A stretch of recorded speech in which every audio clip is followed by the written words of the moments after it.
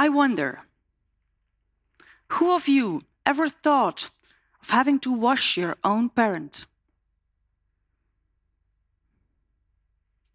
September 2012. I was driving home after a dreadfully stressful day in the office, and I called my mother. I called her every day because I had to, because I wanted to. As of the second she understood it was me, she asked, "Do you still know how I have to wash myself?" I was instantly speechless. "And do you still know where I can wash myself?" she continued, as if her questions were as common as, "What time is it?" How would you feel if you got such a call from your own beloved mother? And how would you feel if you got this kind of life-disturbing phone calls up to 40 times every day, of every week, of every month, and that for about 3 years of your life? By the time my mother got officially diagnosed with the Alzheimer's disease, she had already turned into a glimpse of the elegant woman and the dedicated mother she had always been, and I simply could not accept her decay. My inner fight against her disease, against our life, was devastating. My beautiful mother was only 65 years old when the cell-eating monster took over her brain and showed us his dehumanizing plans with small starting signs. She forgot her keys, forgot where she stored her food, or forgot what I told her 5 minutes earlier. Anyone so lucky to remain oblivious about the consequences of this disease seem to think dementia is not much more than that. Simply forgetting and being happy for the rest of the time. Happy. I can tell you one thing. People's ignorance drove me mad, and I could not speak one single word out loud about the life I was forced to live. New research estimates that 1 in 3 people will develop dementia during their lifetime. That would mean that 150 of us women and 150 of you men here present will have this unfortunate fate upon us. It is therefore crucial that society learns the truth about this disease. Incomprehension about what both the patient as the closest family members are going through is one of the hardest things to swallow. I lived it. I felt it. And if this murderous disease, however, would simply entail forgetting, I would have honored the Alzheimer creature for entering our lives as he did. Sneaky, unasked for, and so rapid. Because I wanted my mother to forget. I so badly wanted my mother to forget. I'm still haunted by a memory of a crisis that almost destroyed both of us. That day, we went to see her neurologist for the minimal state test, a set of 30 standard questions read out loud by the stolid doctor to test the memory level of his patient. My mother was totally upset. And even more was I, confronting a person with dementia with questions to which they don't have the answer is destructive. Anyone knows that. Anyone, except, obviously, the neurologist. By the time we got back home, her demons of fear had taken over, and she had turned into a shadow of the mother I once knew. Again, for the millionth time over 3 long years. "Take me home, this is not my house," she cried. Or do you want to lock me up here?" Heartbroken, I gently tried to explain her that was her house. That was her living room. She sat down and even remained quiet when I made ourselves a cup of coffee, but I knew what was coming. Everything will be much easier when I'm dead. I'm going to throw myself under a car. She suddenly screamed, out of the blue, and stumbled on her weakened legs to the front door. Her words triggered the most painful scar on my deeply hurt heart. But I forced myself to push that thought away because I wanted to be there for my mother. I took her by the shoulders and gently guided her back to her sofa. But then, unexpected, the most monstrous words that completely destroyed my soul, originating in an event from 20 years ago. I'm going to hang me on a rope. What happened next was devastating. Unhuman even. I cried, yelled, shouted at myself, at the sky, at her. Never speak those words again. The pain was unbearable for her, for me, because I knew she relived that barbarian event, that moment of horror, in her mind as if it was happening right now. Her husband, her big love, my father, my hero, hung himself on a rope 20 years ago.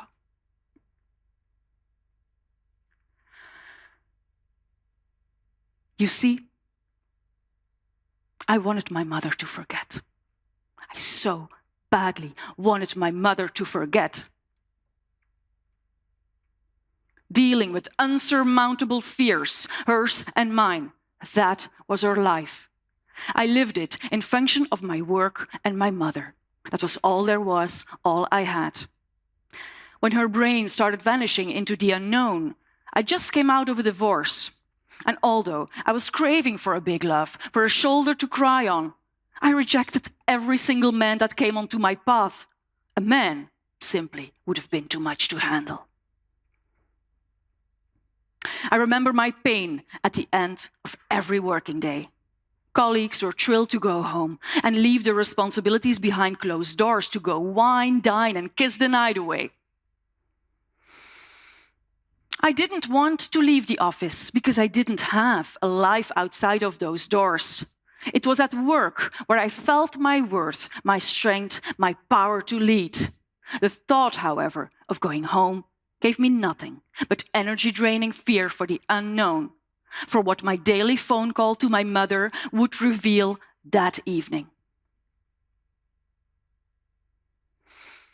What's so bad about taking your mother to a retirement home?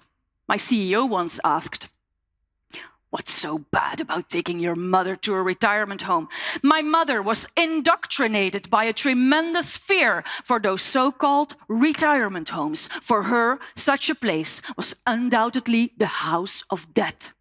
100 times, probably 1 million. My sister and I were ordered to never ever put her into such a place of horror unless we wanted her dead. What's so bad about taking your mother into a retirement home? That question, however, came as unexpected as the hurricane of deeply buried grief and suffering exploding in my head. I sat there, paralyzed, and felt the cascade of 20 years unprocessed emotions going wild inside. I could no longer breathe.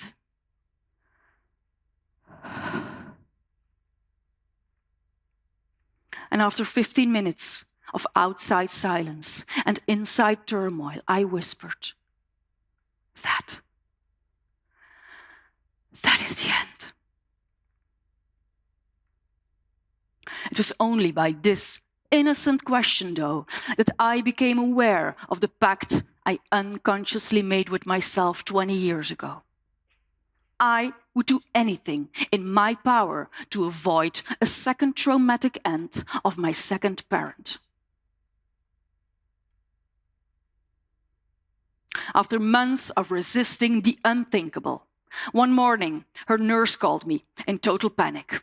She gabbled that there was a sudden hole in my mother's bedroom ceiling, that my mom had bruises and scratches all over, and that she had found her, still fully dressed, sleeping in bed at only 3 meters distance of that inexplicable hole on top of her. Everything sounded so unreal.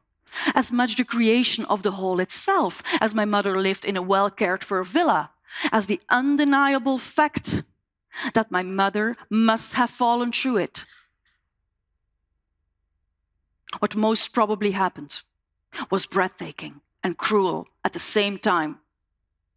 My mother's mind must have been totally blurred the night before when she crawled up the ladder in her garage leading to the attic, which is not even habitable, but rather a storage space under the roof of her one-story villa.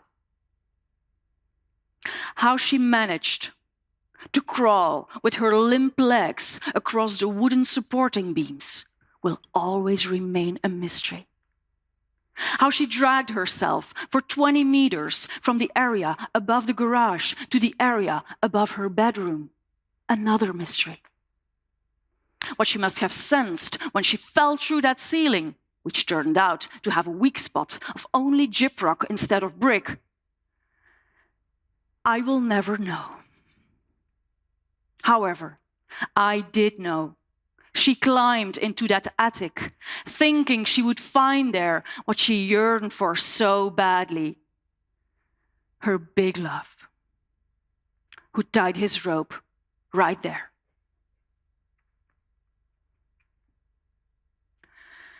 That moment, logically, turned into that long, feared end. For the safety of our mother, my sister and I were forced to do what she had always explicitly forbidden us to do. The fight in me was unbearable, and yet I had to do what I always thought I could not do. I surmounted my own black fears for her and surrendered to life out of love. As of that day, however, we would never ever have a home again. That reality brutally unveiled itself when turning my mother's front door key on the day we were forced to take her away from the life that ended there. 1 month later, around Christmas, an inexplicable transition welled up in my mind and heart. I got sick for the 100th time since Mr. Alzheimer came to live with us. But because of this peaceful change inside of me, I realized that the only way to my ultimate recovery, to my inner peace and well-being, was self-care. Since the beginning, I cursed the Alzheimer creature for my weekly splitting headaches, countless sore throats, and unlivable insomnia. However, it was not my mother's disease that costed me my health, my life. For all those years, I hurt myself because of my determined resistance against everything that was, my life, my past, my future. Since that unexpected surrendering to life, I started to live more consciously. I refused to be any longer the slave of consecutive working days of 14 hours a day. I dared to cancel dinner dates with friends when my energy level was too low. I dared to choose for myself more and more. Another month passed by, and like every Saturday and Sunday, I spent my weekend with my mom in a tiny little room. I watched her while she was taking a nap and got overwhelmed by her beauty, by the serenity and softness in her face, as if she never lived a fear in life. My mind wandered off to the old me, where I convinced myself that I had to be tough all the time, where I had to keep going, whatever fell upon us, had to be strong, never show weakness. I am a Taelman, and our breed is not weak. Those were the words my hero planted in my head since I turned 3. But then it hit me. Immense regret scraped like rusty spikes through my heart. Had I realized 20 years ago that my wounded heart needed time to heal, needed freedom to express its grief, I would have let my tears run wild each time emotions bubbled up. I would have refused my heart from shutting down. I would have mourned like normal people do. Instead of putting all my efforts on utter denial of her fate and reassuring myself that I could spare my single left parent from any kind of decay. I looked at my mother. Her eyes were open again. Loving emotions welled up, and I was determined to declare that past as over and done with. I laid beside her, had no words, turned my arm into hers, and for minutes we lay there, side by side, intimately intertwined, until she suddenly turned her head and looked me straight in the eyes. I felt the glow of long-lost bliss throughout my veins. The pitch-black darkness changed form, colored grayish, and small rays of sunshine entered my heart again. I saw clear for the first time since long, and I knew, without any doubt, that my mother was still there, flawless, unimpaired, whole as the human being she had always been. My fears obstructed my sight, and for years I had only seen decay. Decay, however, is only a masquerade, a cloak of physical destruction with so-called power over our terrestrial body, but never ever over our soul. To see the human being, my mother's pure, intact soul, the only thing I needed to do was to look in her eyes. I stroked her arm, her cheek, and cried. But this time, because of so long searched for and so closely found peace. That deeply feared end turned into a new beginning, and as of then, instead of fear, I chose love.